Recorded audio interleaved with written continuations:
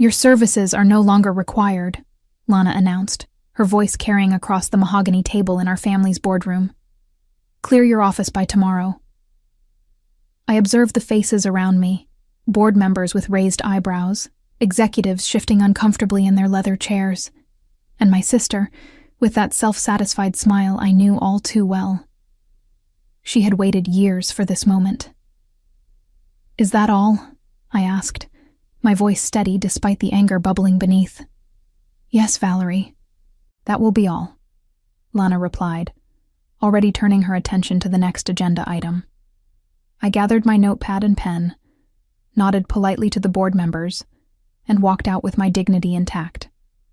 The heavy door closed behind me with a soft click that belied the magnitude of what had just happened. I had been fired from our family business, Connors and Tate Solutions, a company I had helped grow from a struggling regional logistics provider to a national powerhouse. My name is Valerie Connors, 43 years old, and until 10 minutes ago, I was the executive vice president of operations at the company my grandfather founded. For over a decade, I had been the one securing contracts, building client relationships, and structuring the deals that accounted for most of our revenue. While Lana focused on corporate image and playing politics with board members, I had been the engine driving our growth in Nashville, Tennessee. I walked to my office, a corner space I had earned through years of dedication. My assistant Natalie looked up, her expression immediately concerned when she saw my face. "Val? What happened in there?" I closed the door behind me before answering. "Lana fired me, effective immediately. I need to clear out tomorrow." Natalie's mouth fell open. "She can't do that. Without you, this place would—" "She can, and she did." I sank into my chair, allowing myself just one moment of shock before the wheels in my mind started turning. Dad made her CEO, and the board approved it. It's her show now. But why? You've brought in over 70% of our major clients. I smiled faintly. And that's precisely why. I've outshined her for years, and she couldn't stand it. But as the initial shock faded, a curious calm settled over me. I opened my desk drawer and pulled out a leather portfolio I'd kept for exactly this scenario. Inside were documents I'd prepared meticulously over the past 5 years. Contracts, agreements, and legal paperwork. "Natalie," I said, my voice steadier now. "Remember that restructuring I implemented 5 years ago? The one where I created VC Strategy Group?" Her eyes widened with realization. "Your consulting LLC? The one that technically holds all the client contracts?" I nodded, allowing myself the first genuine smile since I'd walked into that board meeting. I think it's time to remind my sister exactly who brings in the business around here. I'd seen this coming years ago. Our father, James Connors, had always favored Lana despite her mediocre business acumen. She had the right look, the right connections, and most importantly, she never challenged his authority. I, on the other hand, had ideas. Too many ideas for a daughter in a traditional family business. "You're making waves, Val," Dad would say whenever I proposed a new direction or efficiency. "Let's stick with what works." What worked, apparently, was letting Lana take credit for my innovations. While I built relationships with shipping companies, warehousing facilities, and corporate clients across the Southeast, Lana was the face at industry events. While I negotiated terms that grew our profit margins by double digits annually, Lana gave presentations to the board using my numbers. Our differences extended beyond business. Growing up, Lana was the beauty queen, homecoming royalty, sorority president, all charm and social grace. I was the pragmatic one, more interested in logistics problems than country club politics. "Why can't you be more like your sister?" Mom would ask, not unkindly. "She makes connections so easily." What they never understood was that I made connections too, just different ones. Instead of cocktail parties, I built relationships in conference rooms. Instead of social climbing, I focused on creating value. And over time, Clients came to trust me, not the company brand or Lana's polished presentations. 5 years ago, when whispers of succession planning began, I made my move. With the help of my attorney, I created VC Strategy Group LLC, a consulting company with exactly one client, Connors and Tate. On paper, it looked like a tax efficiency measure. In reality, it was my insurance policy. This structure gives us flexibility, I explained to Dad when I proposed it. It lets me negotiate directly with clients without all the corporate red tape. He approved it without understanding its implications. Why would he question anything that improved our bottom line? To him, it was just another one of my efficient little fixes, not the foundation of my independence. Over time, I migrated all major client relationships to my LLC. The paperwork was there for anyone to see, if they bothered to look. But Lana was too busy planning her CEO office renovation to notice that the contracts listed VC Strategy Group as the primary service provider, with Connors and Tate as merely the fulfillment partner. Dad's retirement announcement last month had accelerated everything. The succession plan was unveiled. Lana would become CEO, and I would remain in my operational role, essentially doing the work while she wore the title. Or so they thought. The morning after my dismissal, I arrived early to pack my office. The building was quiet, most employees not due for another hour. I had chosen this time deliberately. No need for an audience. As I boxed up family photos and awards, my phone buzzed. It was Beth Winters from Skyline Distribution, our largest client. "Valerie, what's going on? I just got a strange email from your sister saying she's my new point of contact." I smiled to myself. "Good morning, Beth. Yes, there have been some changes. Lana is the new CEO. But our agreement is with you," Beth said, confusion evident in her voice. "The contract is with VC Strategy Group. Does she understand that?" "I don't think she's reviewed the contracts yet," I replied, keeping my tone neutral. "Would you like me to clarify things with her?" "Please do. We signed with you, not with Connors and Tate. Your expertise is what we're paying for." After hanging up, I continued packing, now with a lighter heart. By the time I finished, similar calls had come in from 3 other major clients. None of them had any intention of working with Lana. At 8:30 a.m., right as the office began filling with employees, my phone lit up with Lana's name. I let it ring twice before answering. "Hello, Lana. Where are the client files?" Her voice was tight with controlled panic. "And why is Beth Winters saying she won't work with us anymore?" "The client files are exactly where they've always been," I replied calmly. "In the shared drive, organized by account. As for Beth, she's exercising her contractual rights." "What are you talking about? What contractual rights?" I could picture her perfectly, standing in her new CEO office, probably wearing one of her immaculate pantsuits, her face flushed with frustration. "Check the contract headers, Lana. All of our major accounts are contracted through VC Strategy Group, my consulting company. Connors and Tate is just the fulfillment partner. The clients chose to work with me, not the family brand." The silence on the other end was deafening.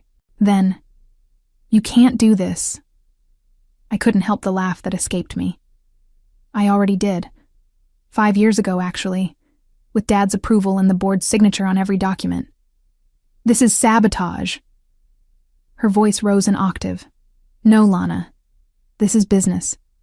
You wanted to be CEO? Congratulations. But the relationships, the trust, the actual revenue-generating contracts? Those are mine." By the time I hung up, Natalie had appeared at my door with a cardboard box of her own belongings. "I quit this morning," she announced with a smile. "Told HR I'll be joining VC Strategy Group effective immediately." The realization hit me fully then. This wasn't just about sweet revenge against Lana. This was my chance to build something truly mine. I picked up my box and took one last look at the office where I'd spent the past 15 years. "Let's go," I said. "We have a company to build." I spent the rest of the day in my home office, making calls to every major client. By evening, I had confirmed what I already suspected. All 14 of our top-tier accounts would be following me. Together, they represented over 80% of Connors & Tate's annual revenue. "What about fulfillment?" asked Thomas Graham from Evergreen Supply Chain. "You've got the relationships, Val, but can you handle the actual logistics work?" It was a fair question. Until yesterday, I'd had Connors & Tate's infrastructure at my disposal, their warehouse network, their transportation partners, their software systems. "I've been anticipating this transition for some time," I assured him. "I've already secured partnerships with 3 regional fulfillment centers. Your operations won't miss a beat." What I didn't tell him was that those partnerships had only been finalized that afternoon, in a flurry of phone calls and hastily signed temporary agreements. I was building the airplane while flying it. By 9 p.m., my dining room table was covered with legal pads, my laptop, and an empty pizza box. I had the clients, I had Natalie, and I had a framework for operations. What I didn't have was a team. As if reading my mind, my phone buzzed with a text from Jordan Ellis, our former operations manager. "Heard what happened. Lana's freaking out. Half the ops team is ready to walk. You hiring?" Before I could respond, another text came in, this one from Lana. "Emergency board meeting tomorrow, 8 a.m. Your presence is required." I laughed out loud. Required? She had fired me just hours ago. Now I was suddenly indispensable?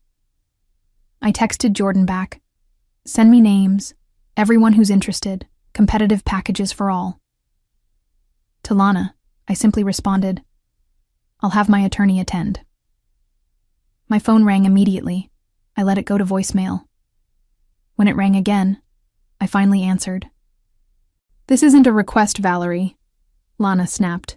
"The board wants to understand what's happening with our client base. You owe them an explanation." "I don't owe anyone anything," I replied evenly. "You fired me, remember? Your services are no longer required." Those were your exact words. That was before I understood the situation with the contracts. The contracts that have been in place for 5 years, the ones that were approved by Dad and the board, those contracts? You deliberately misled everyone.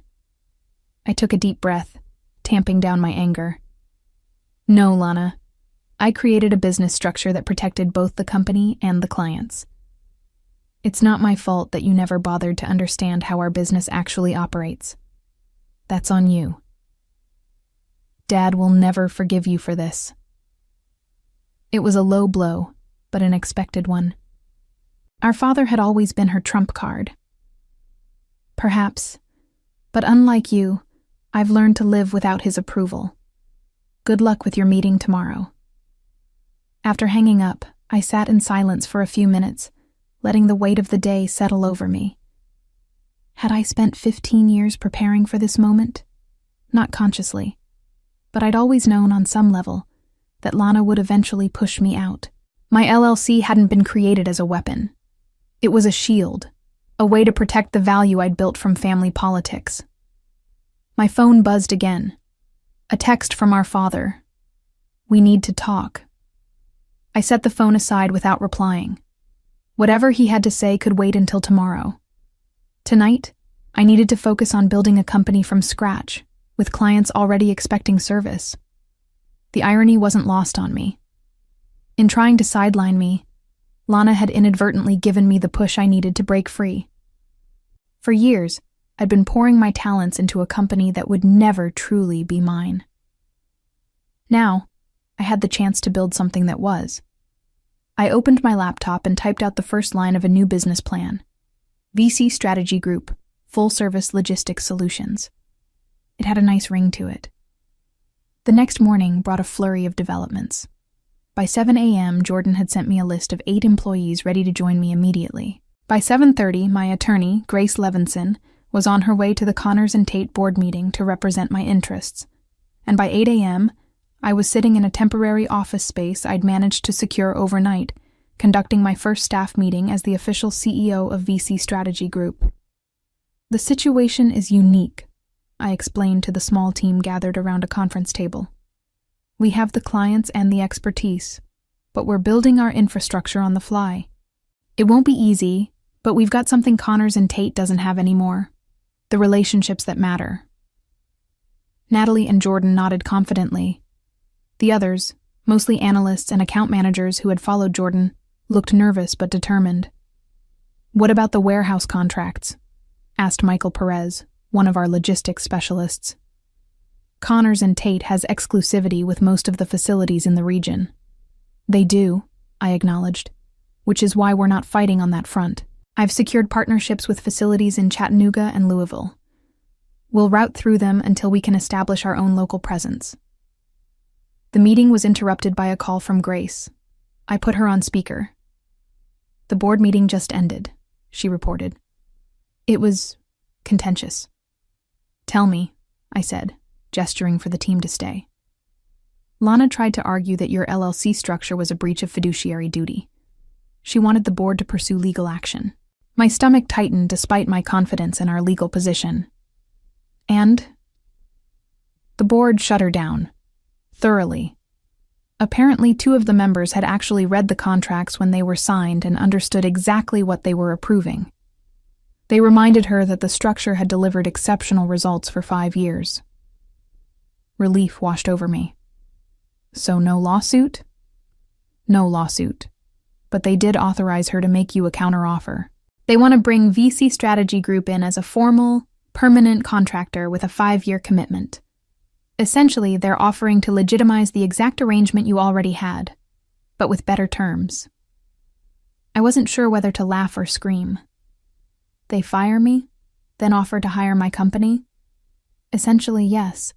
The offer's actually quite good.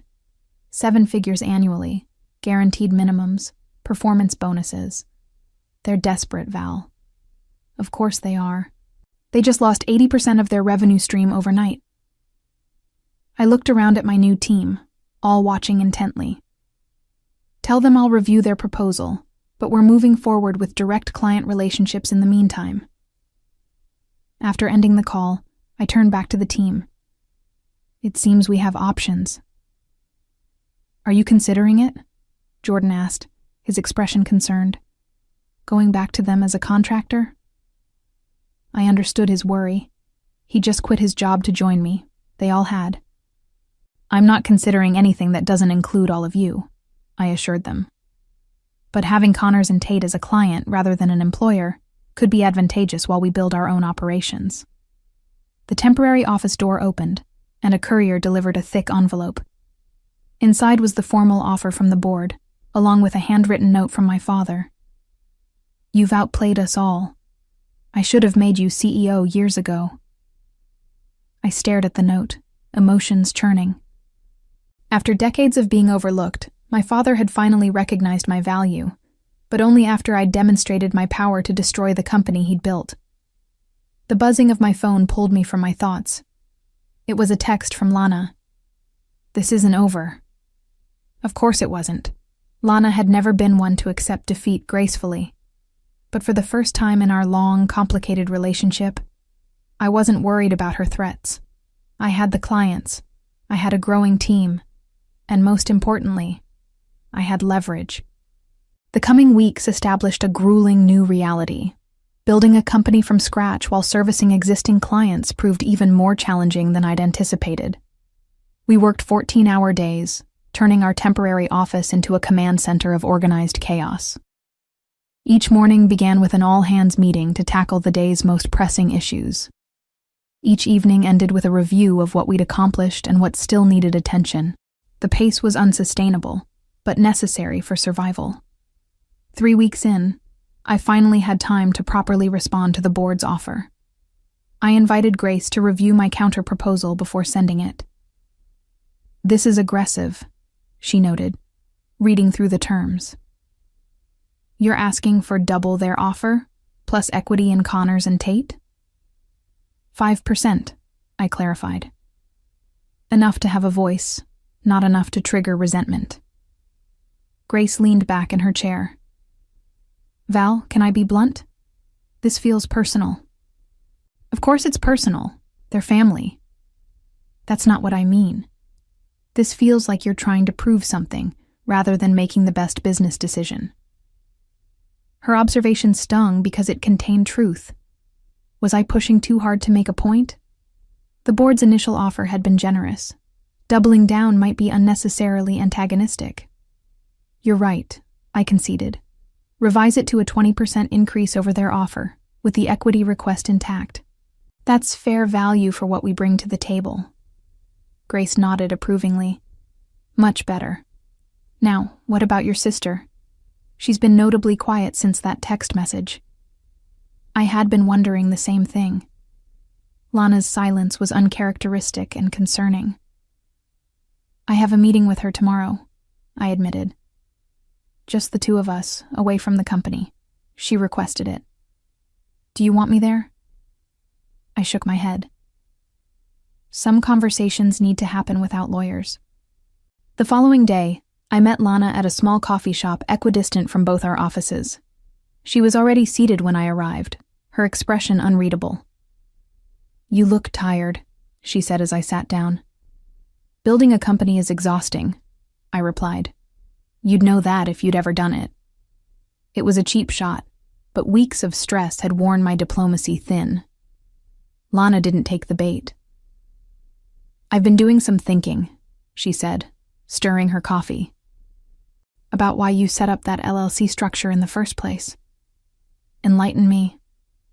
You never trusted us. Not me, not Dad, not the board. You always needed your own safety net." I considered her words. "Trust has to be earned, Lana. Dad spent years overlooking my contributions while elevating yours. You spent years taking credit for my work. What exactly was I supposed to trust?" "We're family," she said, as if that explained everything. "Family businesses fail precisely because people confuse family loyalty with business sense," I countered. "Dad made you CEO because you're his daughter, not because you were the best person for the job. And you created a secret company to steal our clients because you're what? Some misunderstood business genius? I created a structure that protected the value I built. Value that you and Dad were happy to benefit from until you decided I was expendable." Lana's facade finally cracked. "You want to know why Dad made me CEO instead of you? Because you're ruthless, Val. This stunt with the contracts proves it. You'd burn down the whole company to prove a point." Her words hit harder than I expected. Was that how they saw me? As someone willing to destroy our family legacy out of spite? "I didn't burn anything down," I said quietly. "You lit the match when you fired me. I'm just making sure I don't get consumed in the flames." We stared at each other across the table, decades of sisterly competition distilled into this moment of brutal honesty. "So what happens now?" Lana finally asked. That was the million-dollar question. 3 months after Lana fired me, I stood in the lobby of Covenmere Defense, our newest and largest client. Their contract would push VC Strategy Group's annual revenue past $40 million, nearly double what my team had managed while at Connors and Tate. "Impressive operation you've built in such a short time," remarked Edward Hughes, Covenmere's procurement director, as he led me through their facility. "We had a unique launching point," I explained. "An established team, proven expertise, just under a new banner. And without the family drama, I hear." He gave me a knowing look. "Nashville's business community isn't that large, Valerie. Word gets around." I maintained a professional smile. Every company has its evolution story. "Indeed. Well, we're excited to work with you directly. Your reputation for hands-on management is exactly what we need for our supply chain overhaul." Later that afternoon, I returned to our new permanent offices, a renovated warehouse space with exposed brick walls, open workstations, and private meeting rooms named after our first clients. In just 3 months, we'd grown from 8 employees to 23. Jordan met me at the door with barely contained excitement. The Connors and Tate board accepted our counter-proposal. We're officially their primary logistics partner for the next 3 years. I felt a complex wave of emotions: satisfaction, vindication, and a touch of melancholy. Have they announced it internally yet? Scheduled for tomorrow morning. Lana will have to explain to the entire company that they're now subcontracting their core business function to her sister's firm. That can't have been an easy pill for her to swallow. Jordan grinned. From what I hear, she fought it until the end. The board finally gave her an ultimatum: accept the partnership or resign. I sighed. She won't forgive me for this. Not ever. Do you care? It was a fair question. The relationship between Lana and me had been broken long before this business conflict. Still, there was a finality to this arrangement that felt heavier than simple business competition. I care, I admitted, but not enough to sacrifice what we're building here. The formal announcement of our partnership with Connors and Tate triggered a new phase of growth for VC Strategy Group. With our former employer now effectively our largest client, we had the stability to pursue aggressive expansion. 6 months after Lana fired me, I found myself preparing for a meeting I never expected to have. My father had requested lunch, just the two of us, at his favorite steakhouse. He was already seated when I arrived, looking older than I remembered. The stress of the company's near collapse had taken a visible toll. "You look good, Val," he said as I sat down. "Success suits you." "Thank you," I replied, uncertain where this conversation was heading. "I owe you an apology," he continued, surprising me. "Several, actually." I waited, giving him space to elaborate. "I should have recognized your talents years ago. Should have made you CEO when I stepped down." He shook his head. "I was blinded by traditional thinking. The oldest child inherits the crown, regardless of capability." "Lana had her strengths," I offered, feeling an unexpected urge to defend my sister. "She did, but they weren't the right ones for leading the company." He looked directly at me. "You outmaneuvered all of us, Val. Created your own safety net right under our noses. I'm not sure whether to be angry or impressed." "Both would be appropriate," I said with a small smile. "The board is considering a restructuring," he said after a pause. "They want to bring you back, not just your company as a contractor, but you personally, as CEO." I nearly choked on my water. "And Lana?" "She'd transition to Chief Marketing Officer, her natural strength." "She'd never accept that." "She already has," he replied. "Conditionally." "What condition?" "That you two find a way to repair your relationship. That's why I'm here, Val. Not just as your father, but as the company founder. We need both of you, working together instead of against each other."